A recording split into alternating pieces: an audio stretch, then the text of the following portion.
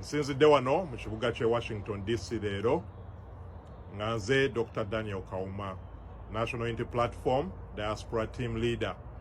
Olunaku lwaleero tufunye amawulire okuva mu Bungereza nga batadde sanctions ku Speaker wa Parliament omukyala Anita Among ne baminisita ab'enjawulo okuva mu gavumenti ya Meseveni, nga sanctions ezo ziva ku embezzlement y'amabaati agali gaweereddwa baganda baffe ab'e Karamoja.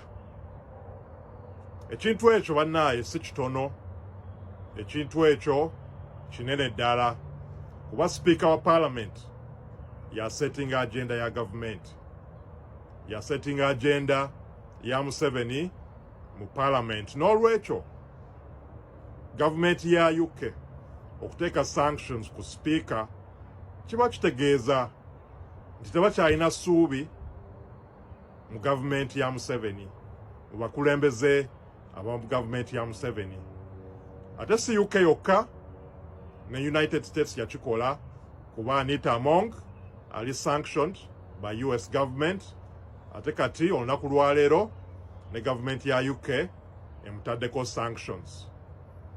Ago maanyi g'abantu, ago maanyi gammwe bannayuganda mwenna abali mu diaspora, naddala baganda baffe ab'omu UK adde beenyigira mu kwekalakaasa, adde bakonkona ku nzigi z'abakulembeze b'omu UK, adde beengaginga mu activism ow'enjawulo. Omulimu gwammwe mugukoze bulungi, era bino by'ebibala ebya advocacy oyo gwe mubadde mukola okulaba nti mutuusa amaloboozi g'abannayuganda, amaloboozi g'omuntu wa bulijjo, okulaba nti tubalwanirira era tubakiikirira. Mwebala omulimu ogwo, era nkubiriza bannayuganda mwenna abali mu bitundu ebirala nammwe mwenyigire mu advocacy oyo. Nebaza bannayuganda ab'e Canada abaakala okwekalakaasa okwaliwo mu kibuga kya Ottawa, kwali kw'amaanyi ddala, era tubaye tulaba nti ne gavumenti ya Meseveni batandika propaganda okutambuza amannya g'abannayuganda abeenyigira mu kwekalakaasa okwo ku mitimbagano egy'enjawulo. Naye temuggwaamu maanyi, oyo propaganda tumusuubira era tuli beetegefu okubalwanirira, era tukivumirira nnyo ekikolwa ekyo. Naye ebikolwa ebyo bye mukola nga mwekalakaasa bye bivaamu sanctions etufuna mu United States, mu UK, era tusaba nti ne gavumenti endala nga gavumenti y'e Canada, gavumenti ya Australia, European Union n'ebitundu ebirala okulaba nti bagoberera example eyo nga bateeka sanctions ku bantu abatyoboola eddembe ly'omuntu wa bulijjo e Uganda, abantu ababba essente, abantu abengaginga mu embezzlement.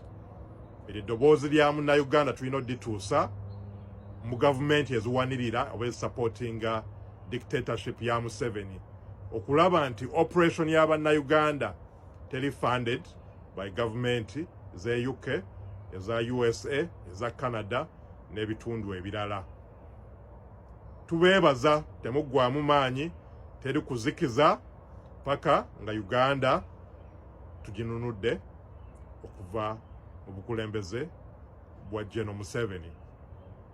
Fellow Ugandans, my name is Dr. Daniel Kauma. I'm the National Unity Platform Diaspora Team Leader. I would like to thank you for all your work and efforts that has yielded the results that we have seen today after the UK government imposed sanctions on the Speaker of Parliament of Uganda, Anita Among, and ministers who engaged in the corruption scandal involving iron sheets that were meant for our brothers and sisters in Karamoja. These sanctions are a result of your effort, of your advocacy, of your ability to go and protest and demonstrate, of your ability to knock on the doors of your representatives. So I encourage all of you, fellow Ugandans in the diaspora, to continue using your voices. Go out and protest, go and petition your representatives. I thank Ugandans in Canada who recently organized a powerful protest in Ottawa.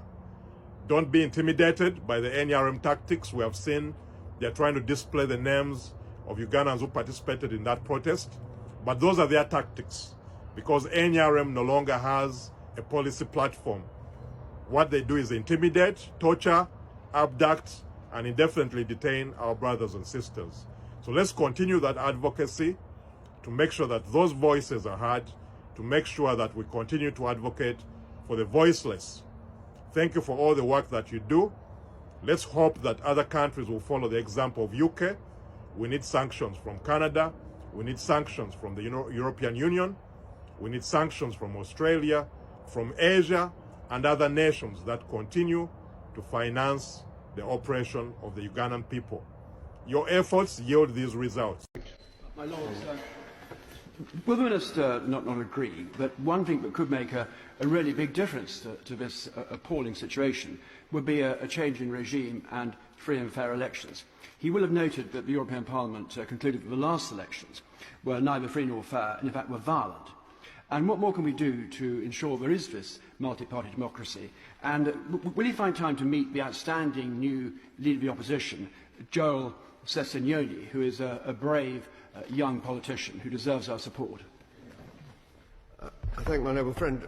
I would just say that we will work with any government of Uganda. They are important allies, they're members of the Commonwealth, they are doing important work elsewhere in Africa for peace and security.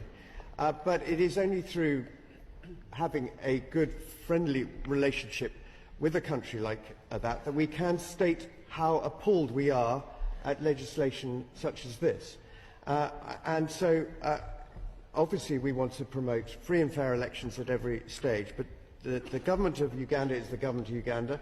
They are doing great things in support of peace and security in Africa, and we support that. But this is an unacceptable regression of freedoms and personal rights.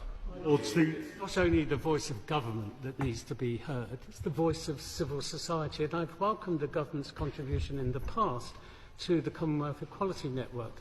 But we can do more, making sure faith voices are heard, making sure trade union voices. What is his department doing, working with the international trade union movement, who have very good policies on this, to influence people in those countries? So it's not just seen as a UK government action, but it's a civil society action that can be appalled at these laws.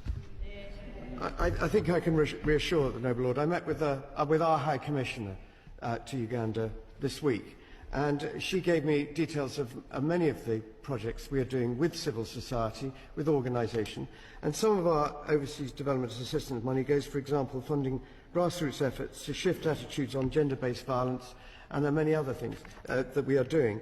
And he's right that many faith-based organisations are key to this. One of the unfortunate drivers of this legislation has been promoted by an evangelical view of Christianity, and not one that many of us who would ascribe to Christian values being one of compassion and kindness. It seems to be one of quite the reverse. And I know that many faith-based organisations want to have nothing to do with that and want to try and correct that. And we will work with anybody who is seeking to support people affected by this legislation.